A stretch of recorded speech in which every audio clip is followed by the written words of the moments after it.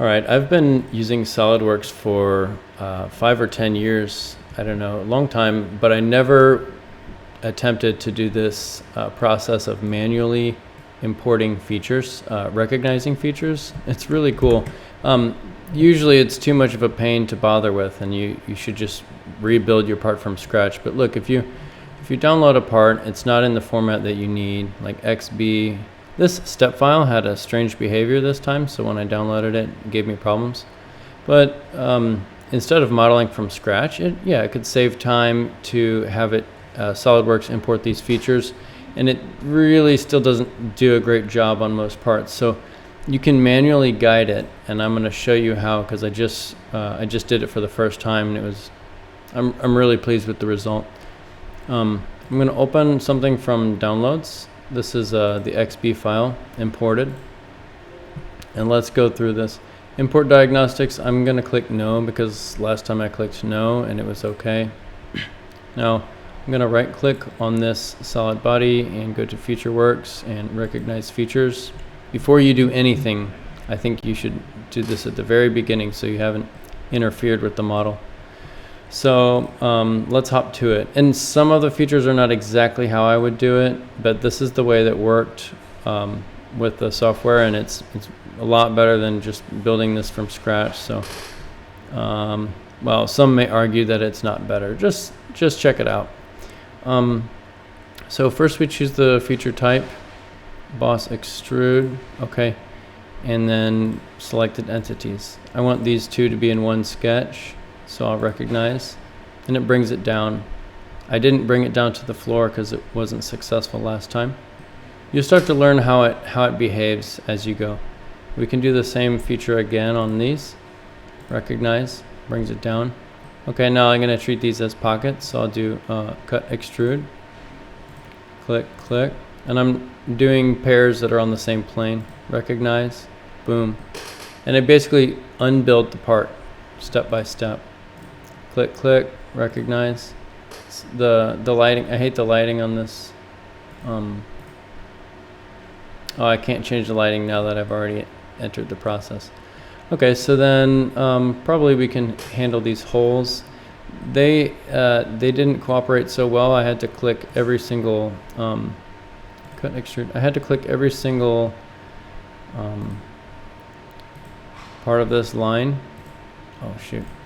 And so this is, for this reason, it's probably not worthwhile for complicated parts. So it's a cut extrude, recognize, okay, looks good. Let's do it again. Recognize, okay. And if you mess up, you can click this button. You can actually hit Control Z, and that'll take you backwards, or this button, see? But I want to do this in as few clicks as possible because I still believe I could crash it or I could mess up my process. So the next thing got a little bit tricky. Actually, it didn't. I should have done the fillets first because that's usually what I do last when I work on my own models. These, maybe they all have the same radius, I'm not sure. So I'll do recognize. It takes them away.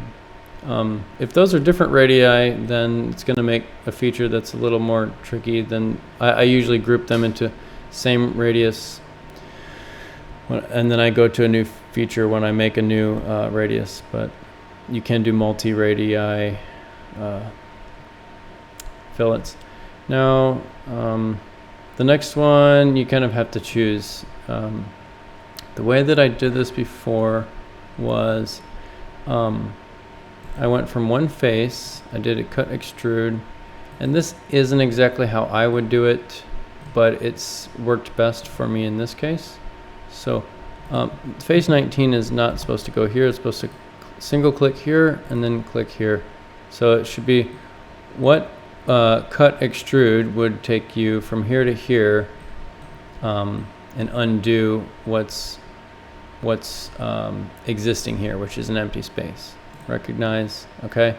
Then we have the overall profile. This is important for me to preserve because I want all these dimensions in one sketch. Then I just do boss extrude, single click. Ooh, I'm gonna go to the plane, the original plane. I think it's going to be smarter to start from here because that's where the front plane is.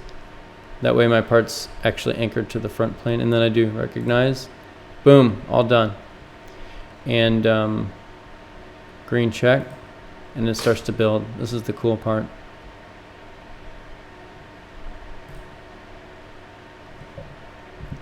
Wow, isn't that neat? First time I ever did that manually. Sometimes I've done it automatically, and 3 out of 4 times it just makes garbage or it doesn't succeed fully. So that's how it goes. First bot. Let's check the drawing, the sketch, see how nicely it made the sketch. So I'll have to anchor it myself, but yeah, it's fully defined except for where it make coincident. Make coincident. Awesome.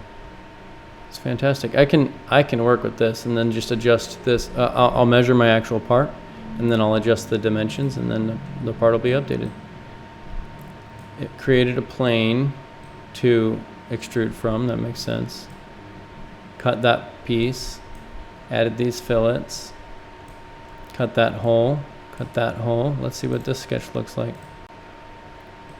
Very nice. Control 8 takes me to the plane from which it was sketched. So I should have selected not the inside but the outside. I think that's a more appropriate plane to sketch from. That's okay though. Very simple dimensioned sketch. Well, every day I do a little work, and if I have 5 minutes of free time, I try a new function. And that's how I self-train. I try to train on the fly because I still have to be productive. Cool. And I'll measure, my part actually does have these bosses. So I'll measure the size of them and the location, make sure my stuff matches the model. But now this is really my model again. Wonderful. Let's just add one little feature here. Let's say that's 0.5. It's not much of a fillet, but it's not a perfect square either. Cool. And save as new name. So I'll call it corner bracket 3030 DM, and save as copy and open. So I'll preserve whatever I had if I'm not sure what's going to happen to it. Keep the original document, close the original document. Here I am, and I'll upload this. Save.